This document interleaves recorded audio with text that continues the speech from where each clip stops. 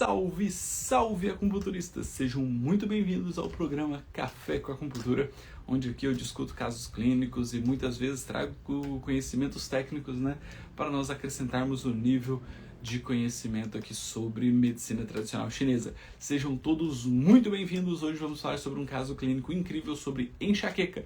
Então vocês são meus convidados. Fiquem à vontade, vou fixar aqui para nós começarmos. Café com Acupuntura. Caso clínico sobre enxaqueca. E daquelas enxaquecas boas. Fixei. Maravilha, sejam todos muito bem-vindos. Vamos juntos aqui, qualquer dúvida só ir falando, mandando aí no chat que eu vou respondendo, tá? Lembrando que estão abertas as inscrições para um evento online gratuito chamado Acupuntura, Semana da Acupuntura Emocional, que vai ser nos dias 18, 20 e 21 de março. Vocês são meus convidados, tá?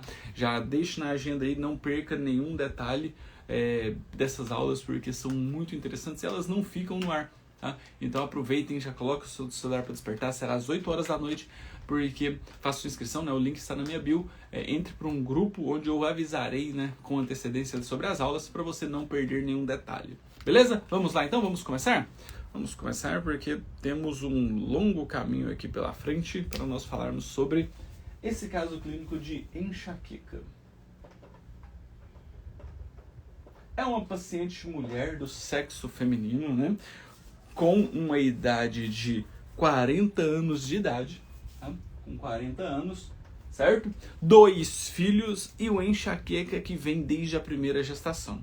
Então, esses detalhes da anamnese sempre é importante. Eu sempre vou bater nessa tecla que a anamnese ela é ponto fundamental se nós quisermos entender o nosso paciente mais a fundo, tá? Então, paciente mulher, sexo feminino, 40 anos de idade, 2 filhos e uma crise de enxaqueca que vem desde a primeira gestação. Desde a primeira gestação.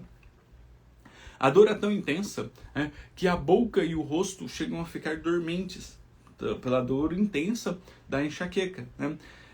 Já teve períodos dela ficar 30 dias direto com crises de enxaqueca. Tá? Essa crise de enxaqueca dela altera a visão, gera áurea, então isso também são importantes, mostrando aí uma enxaqueca típica. E aí vamos para a história. É uma paciente que perdeu o pai o ano passado. E eles eram muito próximos, Tinha uma ligação muito forte. Então ela teve um luto mal vivenciado. Tá? Então, além da crise de enxaqueca, tem um luto do ano passado, tá? Um luto mal vivenciado, porque ela sentiu-se a necessidade de estar forte para presente, ali na vida dos filhos. Então, isso deixou um luto mal vivenciado. E no final do ano passado, então, ela começa a apresentar crises de vômitos ao escovar os dentes. Tá? Então são detalhes que nós vamos colocar aqui no papel para nós entendermos melhor, tá? Na verdade no quadro, Chegou a ficar 60 dias internada, tá? Com visão turva e vômitos por conta da enxaqueca, tá? Os médicos estão tratando, com um diagnóstico de miopatia desmielinizante, uma miopatia desmielinizante, tá? Do nervo óptico e da região, então está tomando altas doses de cortisona. Tá? É uma paciente que relata muita queimação no estômago,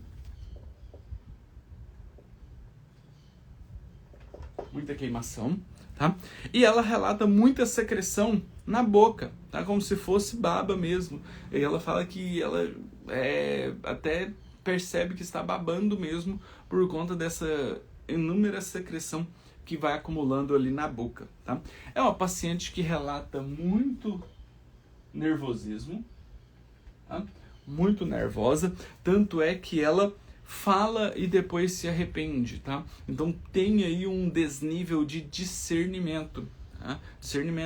Então possivelmente a ascensão da energia sobe, gerando uma ação para depois gerar uma racionalização e uma conscientização. Tá? E isso também vem associado com os vômitos, né? Então, às vezes ela fala, tem vômitos e depois se arrepende, tá?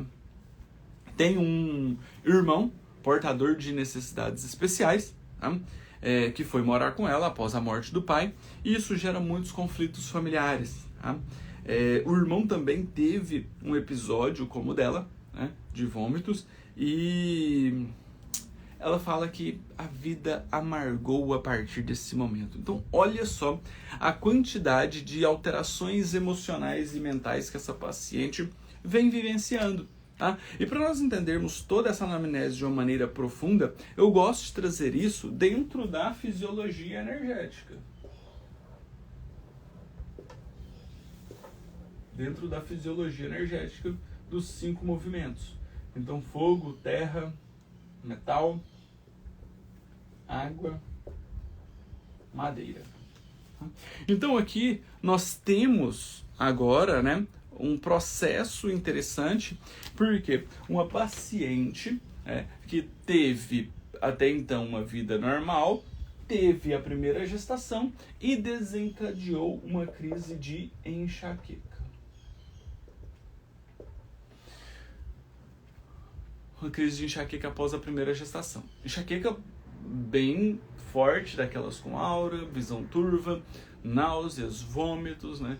Já chegou a ficar 60 dias internados, geralmente tem crises de até 30 dias direto de enxaqueca, tá? E ela vem vindo com essas enxaquecas ali, né? Na medida do possível, sempre buscando um tratamento. E no final do ano passado, ela tem a morte do pai.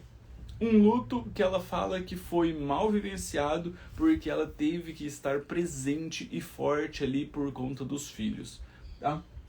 Esse luto, então, gera vários processos, né? Porque com a morte do pai, um irmão portador de necessidades especiais precisa vir, né, para morar com ela. Isso gera conflitos familiares, um conflito familiar gera um processo de interação mental o tempo inteiro, porque vivencia a situação o tempo todo, e isso acaba gerando crises mais intensas, né?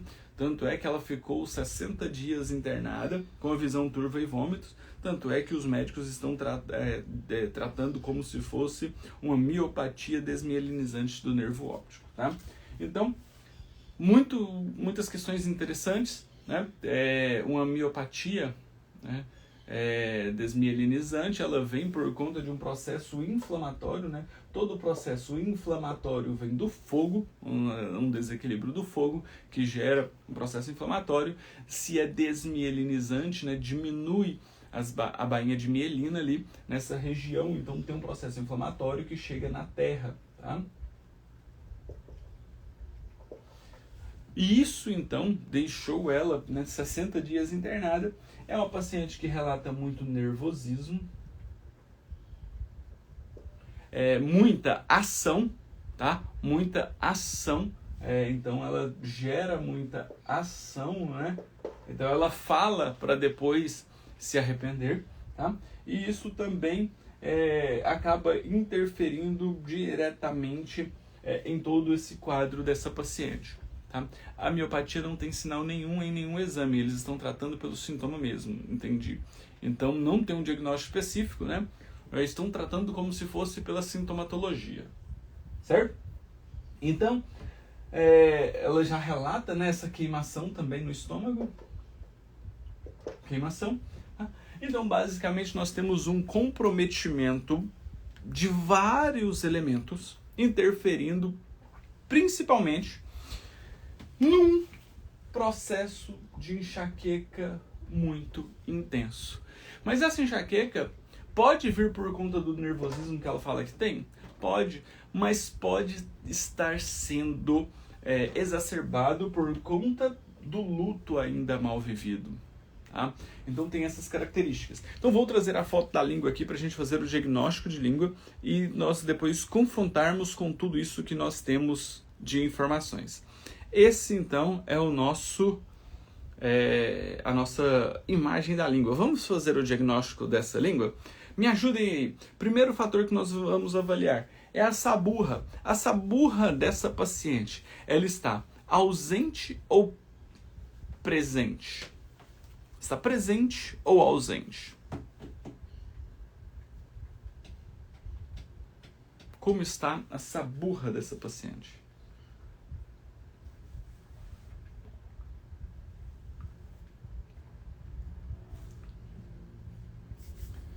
Vocês conseguem visualizar saburra ou não? Show! Basicamente ausente, né? Basicamente ausente de saburra. Saburra ausente. Tá? Segundo fator que nós vamos avaliar nessa língua é a coloração dessa língua. Essa é uma língua mais vermelha, mais pálida ou mais arroxeada? Como que vocês avaliam a cor dessa língua? Ela é mais vermelha, mais pálida ou mais arroxeada?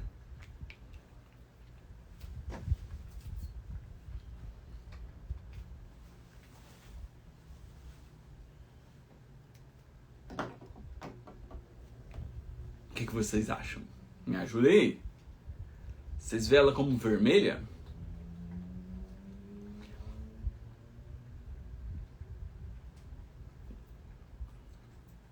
Olha, eu acho ela mais pra pálida. Mais pra pálida. Se você olhar os lábios da paciente, tá? Ela apresenta os lábios um pouquinho mais vermelho, tá? Pra mim, ela está um pouco mais pálida, tá? Perfeito. E ela é uma pálida geral, né? Se nós procurarmos uma região mais vermelha, nós vamos encontrar mais ali na ponta, mas é um risquinho fino ali na ponta, tá? Ela tem mais sinais de palidez. Pálida. Uma língua pálida. Tá? Terceiro fator que nós vamos avaliar são as alterações de forma. Tá? Essa língua apresenta alteração de forma? Tem fissuras? Tem edema? Está denteada? Né? Desviada e trêmula, às vezes é mais difícil nós avaliarmos aqui numa imagem estática, né? Porque nós restringimos o rosto da paciente apenas na língua e nós muitas vezes não temos o vídeo para ver se ela está trêmula, tá? Mas fissura, edema ou denteada, nós conseguimos ver, tá? Então, é uma língua edemaciada, perfeito, e denteada. Tem edema e está denteada. Show! Maravilha! Certo? Essa fissura aí, ó, tem uma fissurinha na região do triplo aquecedor superior, em especial na região do pulmão, né? Em especial na região do pulmão, tá? Então, nós podemos até caracterizar essa fissurinha aí na região do pulmão, tá? Então, vamos lá.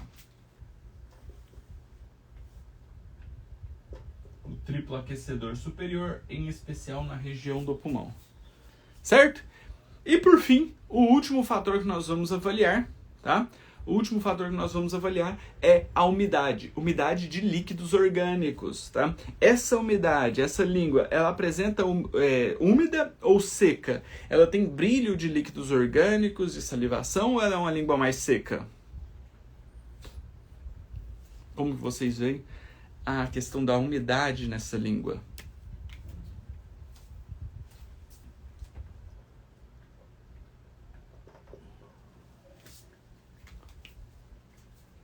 Exatamente, é uma língua mais úmida, tá? Você pode olhar nas laterais dela, no centro dela, que ela tem um certo brilho. Não é aquela língua extremamente ressecada, tá?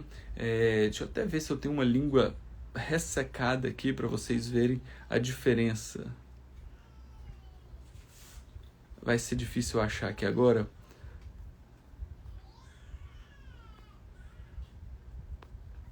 Deixa eu ver. A língua seca ela é mais difícil de nós visualizarmos. Essa língua, aparentemente, ela também tem um pouquinho de umidade. Ela também tem um pouquinho de umidade, tá? Mas é uma língua mais úmida, tá? Ela tem um certo brilho nas laterais aqui, que a gente consegue visualizar mais nas laterais. No centro dela nós conseguimos ver um certo brilhozinho, tá? Ela tá mais para úmida do que para uma língua mais seca mesmo, tipicamente seca. Show? Vamos traduzir esses achados para os padrões de desequilíbrios energéticos? Se ela não apresenta saburra, ela tem uma deficiência de energia do estômago. O estômago não está conseguindo maturar, transformar e transportar os alimentos para formar uma saburra ali na língua. Perfeito? Ela está pálida. Se ela está pálida, ela tem uma deficiência de sangue. O sangue não está chegando na língua para trazer a coloração vermelha, tá? Deficiência de sangue. Se ela tem um edema, ela tem uma estagnação de ti do baço. O baço está estagnado, só que ela está denteada também. Então essa estagnação de ti do baço já está chegando nas laterais, comprometendo o fígado e a vesícula biliar também. Certo? E ela tem uma fissura ali na região do pulmão, que nos mostra uma deficiência de energia em ti do baço e do pulmão, porque já chega ali na região pulmonar. Tá? Uma alteração de fissura é uma deficiência de yin do baço. Se ela já está no pulmão, ela tem também uma deficiência de yin do baço e do pulmão. E aqui nós temos uma língua mais úmida que nos mostra uma deficiência de energia yang qi do pulmão. Olha que interessante, porque aqui nós temos um quadro incrível. Essa paciente ela apresenta uma deficiência de yin do pulmão e uma deficiência de yang do pulmão. Se ela tem uma deficiência de yin e de yang do pulmão, ela vai ter uma deficiência de qi geral do pulmão. Então, ó, se tem uma deficiência de yin e uma deficiência de yang, ela vai ter uma deficiência de qi do pulmão. Certo? Se tem deficiência de yin, tem deficiência de yang, tem uma deficiência de qi geral do pulmão.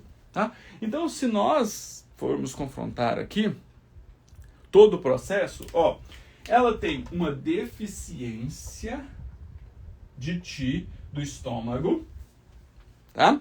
Que acaba gerando, né, uma má absorção de nutrientes, né? Porque ela tem uma deficiência de qi do estômago e tem uma deficiência de qi do baço.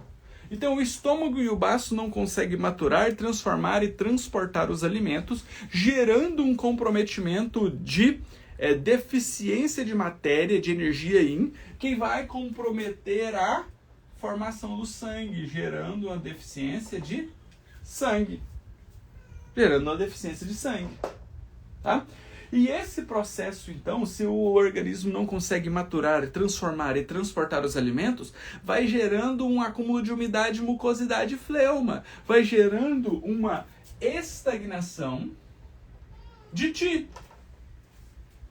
A energia vai ficando estagnada. Se a energia fica estagnada, ela também vai lá na madeira e gera uma estagnação de qi do fígado e da vesícula biliar, mostrando através das marcas de dentições na língua. Tá? E aí, então, nós temos esse quadro muito específico energético aqui. Uma paciente que tem uma deficiência geral, então podemos colocar aqui, ó, uma paciente que tem uma deficiência geral do baço e do pulmão, tá? E o pulmão capta energia yang qi para colocar a energia para circular, tá? Em especial o sangue, deficiência de baço e de pulmão, que gera um comprometimento de estagnação de qi do fígado e do baço, tá?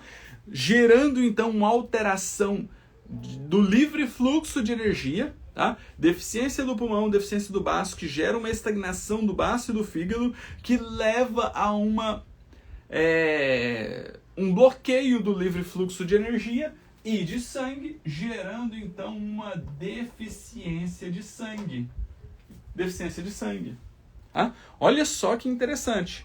E aí, esse processo aqui, que ela já vem desde o período gestacional, né, da primeira gestação dela, desencadeia uma queixa de enxaqueca.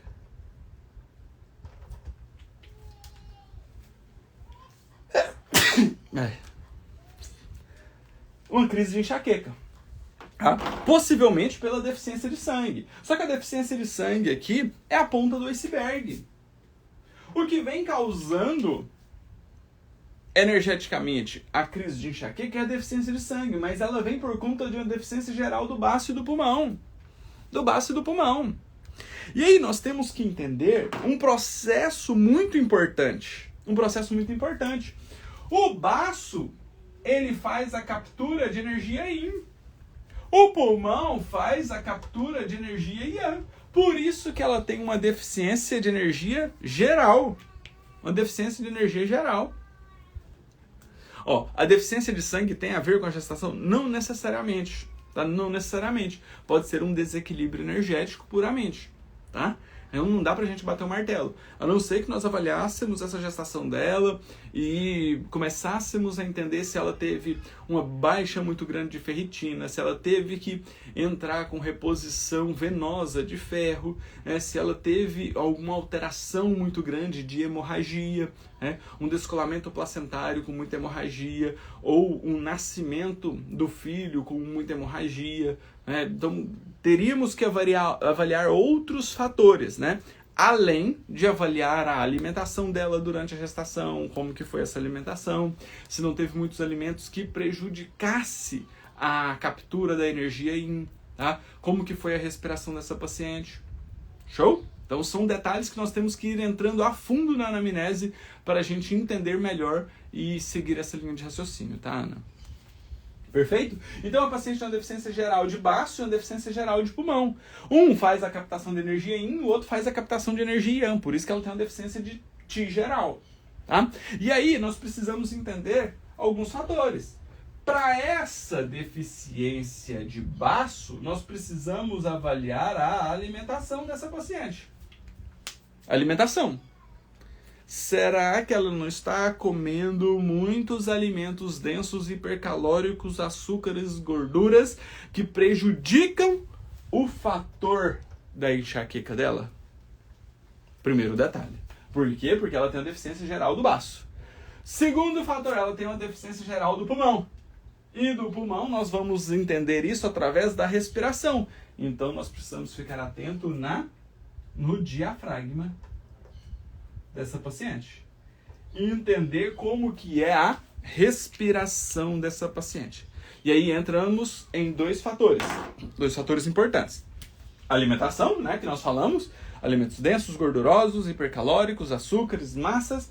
Diafragma, respiração. Então precisamos entender como é a respiração dessa paciente. Podemos já começar uma linha de tratamento aqui pensando na liberação diafragmática. Liberação diafragmática. Tá?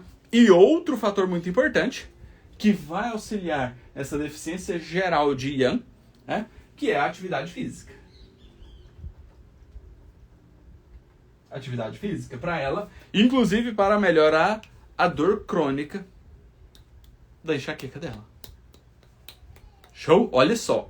Olha que a acupuntura, ela muitas vezes não vai ser apenas colocar agulhas.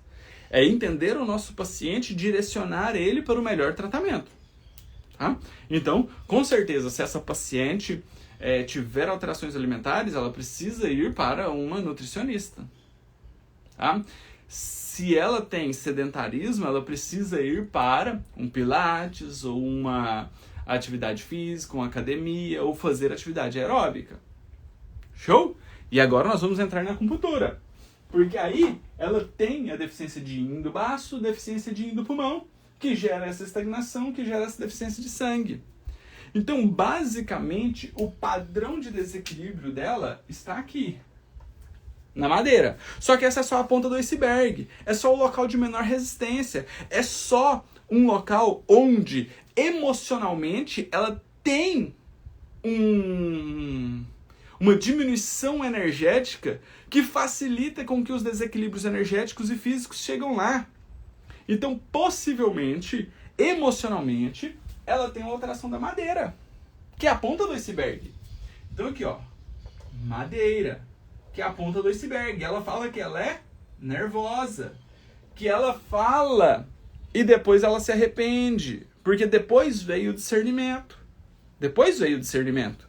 Tá? Então isso aqui é a ponta do iceberg.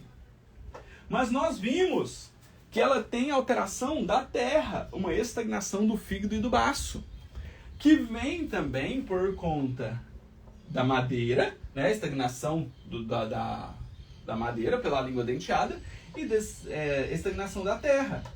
Então aqui o nervosismo dela pode gerar um excesso de preocupação, porque ela sabe que toda vez que ela explode, que ela fica nervosa, ela fala, ela vomita palavras e depois se arrepende. Então, às vezes ela começa a ficar preocupada com as reações frente às questões emocionais dela. Olha só que interessante. Mas aí nós temos que entender, eu estou fazendo esse caminho inverso aqui, ó. Deficiência de sangue, estagnação do fígado do baço, e agora nós vamos chegar na deficiência geral do baço. Porque aí nós temos um excesso de preocupação que gera um processo de insatisfação do metal. Uma preocupação gerando insatisfação do metal. E aí ela entra num processo de tristeza. E aí o final do ano passado, ela era muito próxima com o pai dela falece. E ela não tem energia suficiente de sangue, e ela não tem energia suficiente para gerar movimento, ela gera mais introspecção, mais fechamento, se sente mais forte, não extrapola a energia, gerando então o processo de luto não resolvido, por conta de um processo da estagnação energética que ela tem. É uma estagnação energética, mas é uma estagnação mental. Faz sentido isso para vocês? Vocês conseguem visualizar isso? O desenrolar desse quadro clínico. Se faz sentido para vocês, manda a cabecinha saindo fumaça aí para eu entender. Se eu estou no caminho certo, se eu estou conseguindo passar as informações com clareza para vocês. Tá? Eu atendi uma paciente com enxaqueca, ela já tinha mudado de sua alimentação, mas algumas crises ocorriam. Ela é professora. Então, cada caso é um caso. Essa outra enxaqueca, Natanael, nós precisaríamos avaliar, porque às vezes não era só a alimentação, mas tinha um outro fator emocional por trás. O fator emocional dessa paciente aqui, ó, basicamente vem por conta de nervosismo, preocupação e tristeza. Show? Nós podemos pegar outros 10 pacientes com enxaqueca e cada um vai ter um padrão de desequilíbrio diferente. Por que ele vai ter um padrão de desequilíbrio diferente? Porque tudo vem por conta da constituição física. Por isso que ela é de extrema importância para nós avaliarmos, fazermos o diagnóstico dela, para nós entendermos mentalmente como essa paciente gera um fator de desequilíbrio mental para nós trabalharmos com a linha terapêutica de inteligência emocional, que é o que vai dar os melhores resultados. Porque é uma linha que traz a dessensibilização, a racionalização, a conscientização dessa emoção que está paralisando o nosso paciente. Show? Perfeito?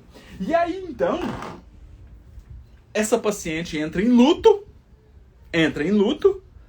uma introspecção muito fechada, não extrapola as emoções para se mostrar forte frente aos filhos, tá? E isso começa a gerar ainda mais nervosismo, frustração e piora os quadros de enxaqueca. Piora tanto os quadros de enxaqueca que agora ela fica praticamente 60 dias internada com visão turva e vômitos por conta da enxaqueca, e os médicos começam a acreditar pela sintomatologia que ela possa estar desenvolvendo, né, ou estar com a miopatia desmielinizante. Olha que loucura isso! Olha que loucura nós entendermos os fatores emocionais da nossa paciente. E aí, como que eu vou tratar isso então? Se eu sei que vem de desequilíbrios mentais e emocionais,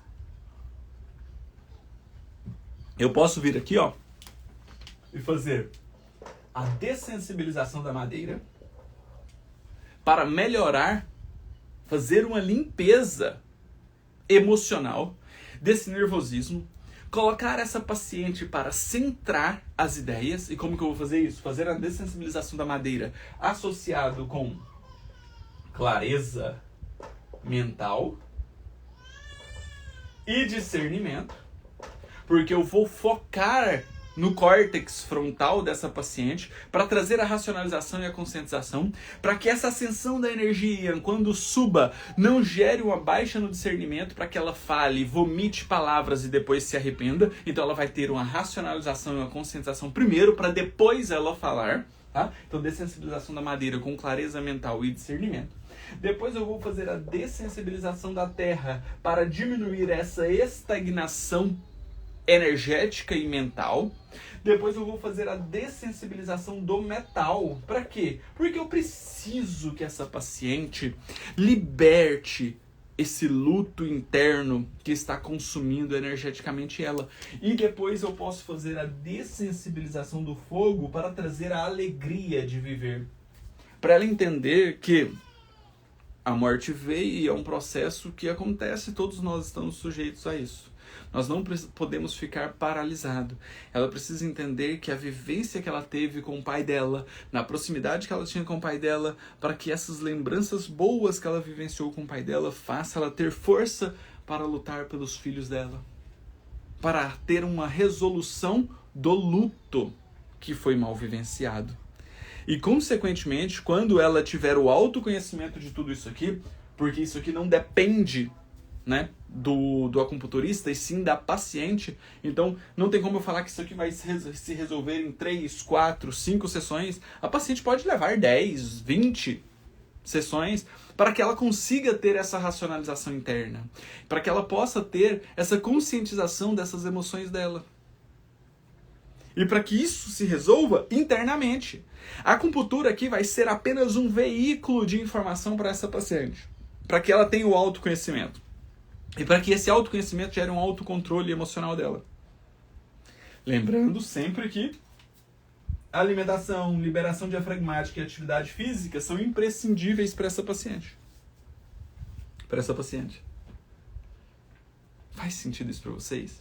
Pessoal, toda essa linha terapêutica de inteligência emocional, de dessensibilização, de limpeza das emoções, de racionalização e conscientização das emoções, né, que é um tratamento muito profundo das emoções, eu vou ensinar na Semana da Acupuntura Emocional, que vai acontecer nos dias 18, 20 e 21 de março, às 8 horas da noite. O link está na minha bio. Vai lá, faça a sua inscrição, porque eu recomendo que vocês assistam essas aulas, porque isso vai mudar a sua mente em como avaliar, fazer o diagnóstico e o tratamento dos seus pacientes de maneira muito mais profunda. Show? Esse caso clínico hoje de enxaqueca despertou em vocês um raciocínio clínico melhor sobre as patologias? Sim ou não? Lembrando que toda terça e quinta, às 8 horas da manhã, eu faço discussões de casos clínicos aqui no meu Instagram. Então vocês já estão todos convidados. Ao final aqui, eu vou tirar foto do quadro e postar no canal do Acupunturista no Telegram lá para vocês. Então o link está na minha bio também. Vai lá, se inscreva lá, porque você pode assistir o replay dessa aula com a foto do quadro para vocês verem, ir analisando com mais detalhes, tá?